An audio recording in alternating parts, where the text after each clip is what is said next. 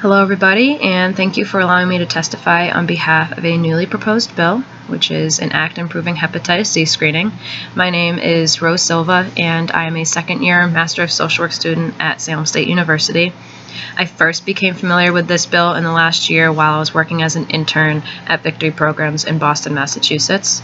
And this is an agency that works alongside a large variety of clientele. However, part of their clientele is a population that will be directly affected by this bill. So to start off, I completely support this bill, and there's a few reasons for that. So the first reason is prevalence. There's a large amount of people in Massachusetts, about 200 to 300,000 people, who are infected with hepatitis C currently.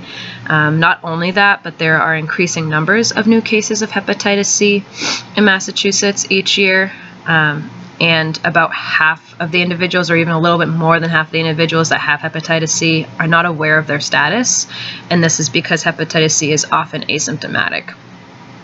The second reason why I support this bill is because it's centered in prevention and early intervention. So by focusing on preventative measures and treating hepatitis C as soon as possible, we'll be looking at better health outcomes for the individuals that are affected by hepatitis C in the end. Thirdly, as everybody knows, there's a current opiate epidemic going on not only in Massachusetts but also in the nation in general, and there seems to be a correlation between hepatitis C cases and the opiate epidemic. And this is likely caused by the way that hepatitis C can be contracted, and that's through blood-to-blood contact. A lot of times individuals who are using drugs might not be thinking about, cleaning their syringes or using new syringes. So if they're using a syringe that has hepatitis C still in it, they are at a higher risk of contracting it. And lastly, a reason why I support this bill is the cost effectiveness of it. So looking at prevention versus treating, preventive measures are always going to be cheaper than treating the health condition altogether, and this is still the case with hepatitis C as well. So what is hepatitis C? By definition, hepatitis C is inflammation of the liver, and it's caused by a virus. And it's important to note this because it is not only just an infection, but it can eventually lead to chronic liver disease, cirrhosis of the liver, liver cancer, and can eventually lead to death if it's not treated. And as I mentioned before, it's asymptomatic, so a lot of individuals don't even know that they have it, and the only way they can find out is through a blood test if they're not experiencing symptoms. By the time someone is experiencing symptoms, there's often liver damage that has already occurred.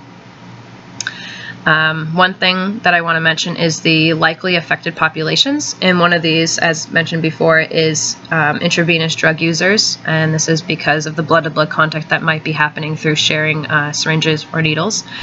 But another population that's often affected by this is the baby boomer generation. So anyone that was born between the years 1945 and 1965, they are about 5 times more likely to have hepatitis C than any other age group in the United States. So as I mentioned, it's contracted through blood-to-blood contact, so that could be used through sharing of needles or syringes, through blood transfusions, or receiving any type of blood supplies, or by having some sort of unprotected sex in which blood is involved. And in regards to screening, the bill really aims to improve screening, right? So how is it going to do that? As said earlier, it's asymptomatic, so there has to be a blood test involved to know if someone has it. So they're aiming to try to improve this blood test screening by looking at age and by looking at risk.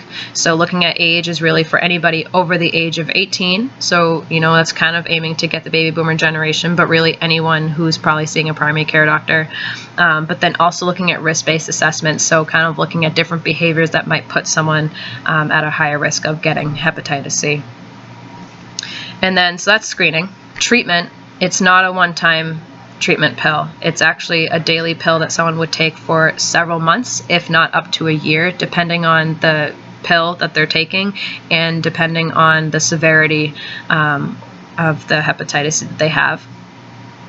So in summary, I'm really supporting this bill because there's a large amount of individuals, not only in Massachusetts, but in the nation in general, that are unaware of their status in regards to a potentially fatal health condition. So they need to be getting screened for it just to find out if they have it.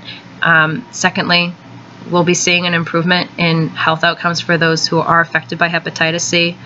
And lastly, and possibly most importantly, there is going to be a cost-effective component to this, because screening for it is a one-time screening versus treating it, which is going to be, you know, several months, if not up to a year. That's a large financial burden, not only for the individual, but for the state. So I just want to thank you all again for allowing me to testify on behalf of this bill, and I hope you guys all join me in supporting it. Thank you.